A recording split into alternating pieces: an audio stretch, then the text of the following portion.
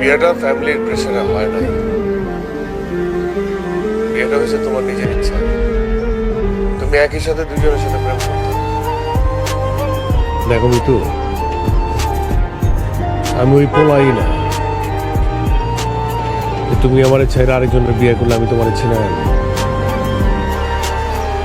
আমি ওই পোলাই না,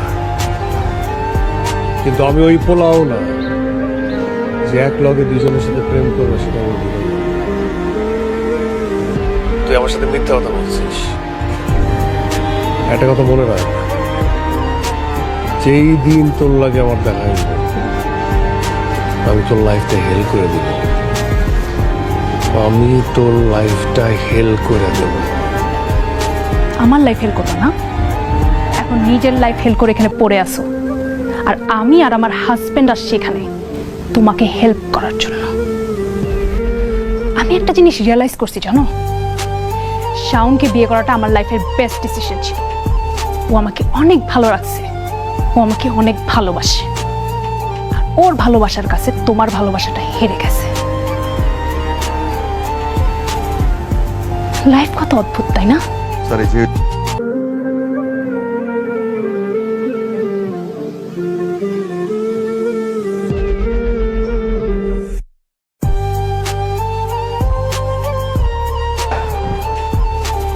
আসসালামু আলাইকুম।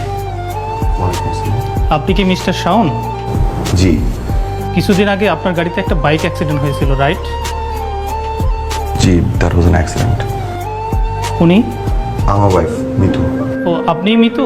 জি। শাওন সাহেব, সেদিন যে অ্যাক্সিডেন্ট করেছিলেন মিস্টার জনি, আজ সকালে হসপিটালে চিকিৎসাধীন অবস্থায় মৃত্যুবরণ করেছেন।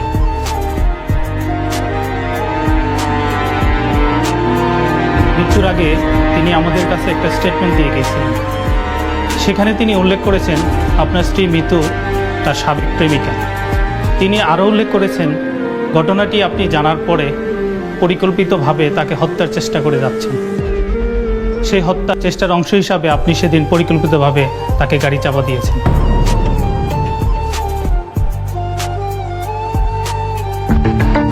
যেহেতু ওনার জবানবন্দিতে আপনাদের নাম উল্লেখ করে গিয়েছেন, সেহেতু বিশেষ তদন্তের স্বার্থে আপনাদের দুজনকে আমাদের সাথে থানায় যেতে হবে, প্লিজ।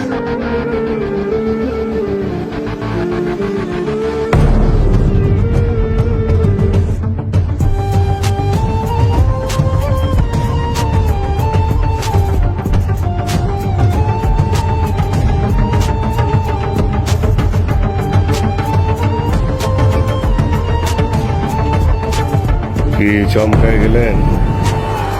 হিসাব মিলে নাই। জীবনের হিসাবটা আমাদের হাতে থাকে না, কেবল হিসাবের ফলাফলটা থাকে।